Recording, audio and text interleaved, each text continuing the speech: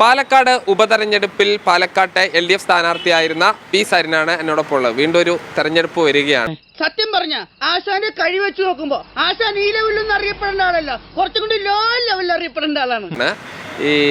ഇവിടെ ഈ NMR റസാഖാണ് സ്ഥാനാർത്ഥിയായിരിക്കുന്നത്. അദ്ദേഹത്തിന്റെ ഒരു സാധ്യത എങ്ങനെ കാണുന്നത്? ഞാൻ അറിഞ്ഞു, മാങ്ങയുള്ള മാവിലല്ലേ ആളുകൾ കല്ലെറിയൂ.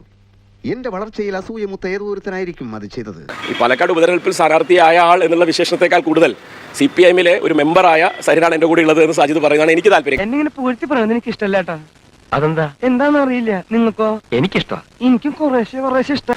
NMR എന്ന് പറയുന്ന ഒരു ജനകീയനായിട്ടുള്ള സ്വീകാര്യതയുള്ള ഒരു മനുഷ്യനെ എങ്ങനെയാണ് പാലക്കാടിന്റെ പൊതുസമൂഹം വിലയിരുത്തുന്നത്? ഈ രണ്ട് അഭിപ്രായങ്ങളാണല്ലോ ഒരു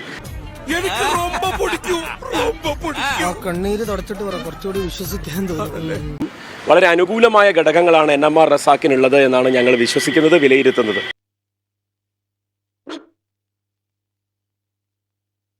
NMR എന്ന് പറയുന്ന 3 അക്ഷരം LDF എന്ന് പറയുന്ന 3 അക്ഷരത്തിന്റെ സിനോണിമായി മാറി.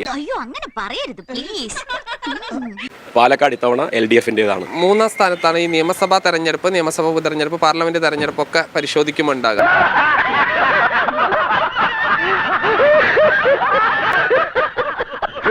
അത് മൊത്തം മറികടന്ന് ഈ 1-ാം സ്ഥാനത്തേക്ക് എത്താനുള്ള മാജിക് എന്താണ്? നിങ്ങൾ എന്താ ഇത് മാത്രം പരിശോധിക്കുന്നത്? ഒരു റീ എൻട്രിക്ക് ശ്രമിക്കുമ്പോ ആരംഭത്തിൽ അപമാനം. കേരളത്തിൽ മുഴുവൻ CPM എന്തോ തിരിച്ചടി നേരിട്ടു എന്ന് പറയുമ്പോൾ മുഴുവൻ പറഞ്ഞ കണക്ക് നിങ്ങൾ ബോധപൂർവം മറക്കുന്നത് എന്താ? എനിക്കൊന്നും മനസ്സിലാവുന്നില്ലല്ലോ. വെറും 6000 വോട്ടിന്റെ വ്യത്യാസമാണ് കോൺഗ്രസും ഞങ്ങളും തമ്മിലുള്ളത്. സരിന് സീറ്റ് ഇല്ലാത്തതിൽ ഈ സഹതാപം, പരിഹാസം എല്ലാം സോഷ്യൽ മീഡിയയിൽ വലിയ തോതിലുണ്ട്. അതൊക്കെ ഒന്ന് വോട്ടായി വന്നാൽ മതി എന്നാണ് ഞാൻ ആഗ്രഹിക്കുന്നത്. LDF-ന് അനുകൂലമായിട്ടുള്ള വോട്ടായിട്ട് അത് വരികയും ചെയ്യും.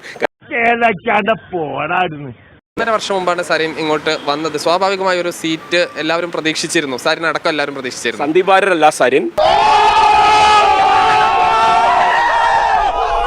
UDF അല്ല LDF, കോൺഗ്രസ് അല്ല CPM. രാഷ്ട്രീയമുണ്ട് ഇവിടെ, നിലപാടുണ്ട് ഇവിടെ. കള്ളൻ അത് മതി, എത്തിക്സ് ഉള്ള കള്ളൻ അതിവിടെ വേണ്ട.